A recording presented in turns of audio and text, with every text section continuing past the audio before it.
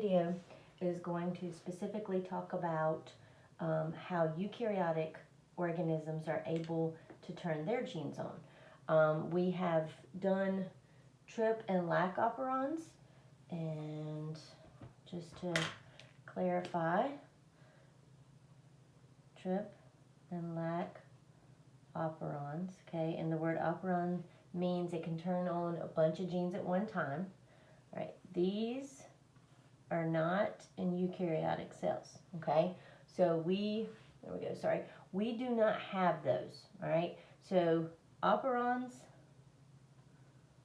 are only in prokaryotic cells, okay? Eukaryotic cells, we turn them on one at a time, okay?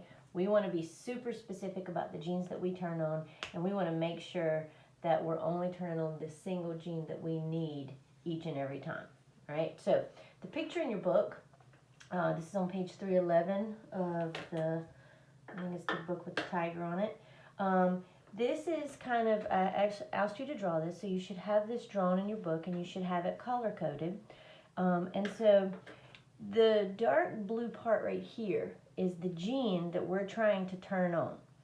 But all of this stuff that comes before is all a part of the DNA strand that is necessary to turn this part of the gene on. Okay, so this is the message, but this is the switch. Okay, and the switch is still part of the DNA. So if you looked at a long strand of DNA, only segments of it are genes. Only like 2% of your DNA is actually genes. Everything else is space holders and activators and promoter regions and things like that. So if this section did not exist, this gene would not turn on. And so bioengineers also know that if you have an issue where you have this gene that we need to silence, that we need to turn it off, sometimes we can add methyl groups to it and we can lock it up and glue it down. But sometimes if we can remove this whole promoter region or methylate this region, if this doesn't work, that gene's not turning on. So if this was your light bulb and this was your light switch, if I remove the light bulb, it's not turning on. But if I remove the switch, you can't turn it on either, okay? So either or, if it's damaged or mutated or methylated or removed, you're not getting your final product. And your final product is supposed to be some sort of protein. But this is the process that happens correctly, okay? So you have all these yellow pieces here, and these are your activators, and they sound like what they sound like. They're going to activate and turn things on. But they have to be, look, they have a nice little shape, like a little cup, and so that tells you that they're going to fit and attach to something. All right, and then here, this green region you have is called the promoter. And I always laugh because this is this dark green region is called the Tata box. In the promoter region, and you're going to see the promoter region is going to be very important down here in these later pictures. They call it the Tata box because it's like 200 and something TA, okay? And so that area, scientists were always like, why is there so many of the just T's and A's? No C's, no G's, just T's and A's. And that's because it helps the piece of DNA bend in the right spot, and it also helps this activator enhancer region know how to bend and lay on top of this promoter, okay? So in this next picture, you see this piece of DNA bending over. And for some of you, that's hard for you to visualize. So it's nice and straight, but then this piece will, so here's my A region and my B region. This A region starts like folding up. And when it folds up completely, we're going to have contact, okay? And this contact is shown right here. All right, so that whole light blue section is the light switch. In order for it to turn things on, it's got to fold over and bend, and all these little weird clusters of grape things have to come in. And if you look closely, you need to label this on your picture. These are called transcription factors, and they're just assisting the process. This whole cluster is called a mediator protein.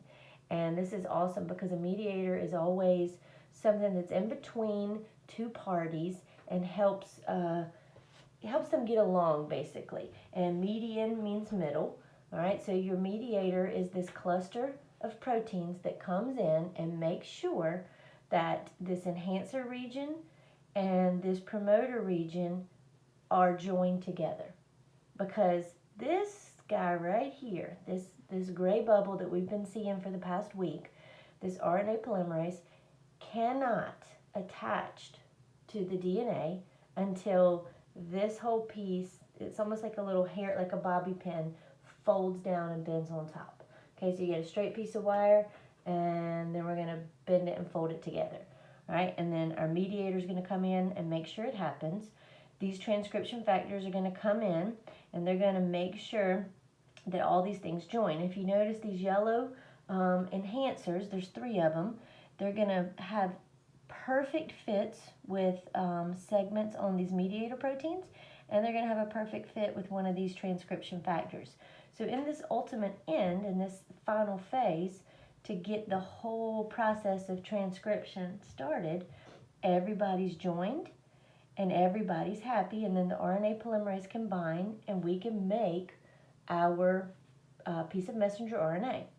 And that would be what's happening right here, okay, this transcription. So everything I'm showing you is happening in this one little tiny step right here. Now, one of the things is we want the DNA to bend in the correct spot. So you're going to have this purple protein, and it's thankfully it has a name that makes sense. It's called a DNA bending protein, and it binds in this light blue region. So it would come and it would land right here. And when it lands right there, it softens the bend and makes sure that the DNA doesn't break. So it holds all these bonds and things together so that when it bends, you don't have it damaged. Because if that snapped and broke, then you will never, ever in that cell be able to make whatever protein it is you're trying to make. And so then the activators and the promoters are all lined up, and now the RNA polymerase can bind, and you get your transcription, and then in the end, you're hopefully going to get your piece of messenger RNA.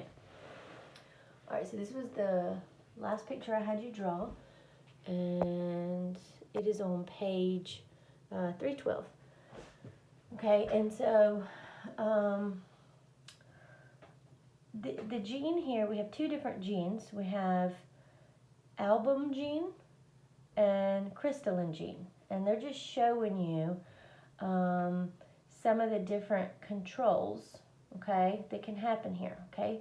So this picture says liver cell, and this picture says lens cell, okay? So the lens is something in your eye, and if you notice that both of them, okay, have these genes, these enhancers, and these promoter regions, and all kind of things like that.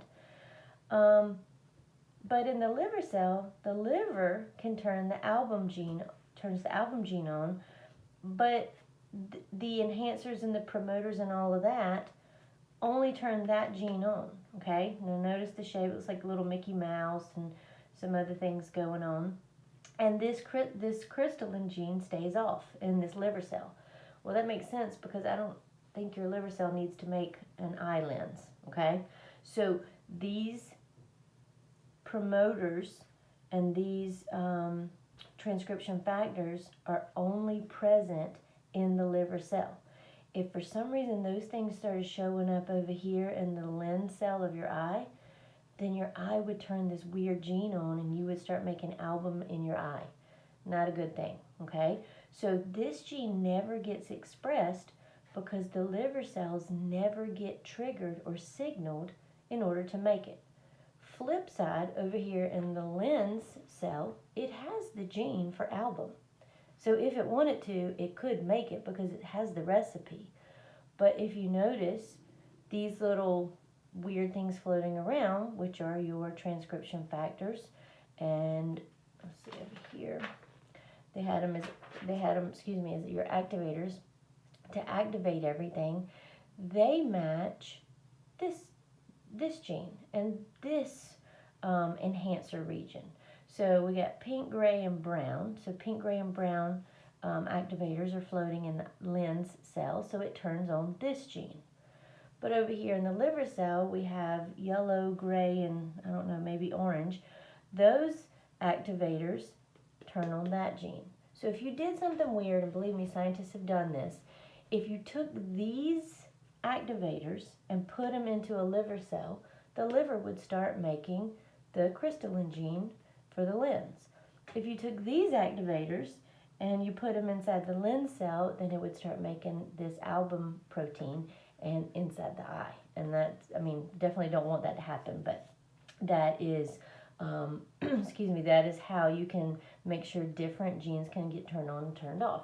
So if you're a biochemist and you have a person who is not making a protein, one of the things that we can give you is medicine that has the correct activators in it.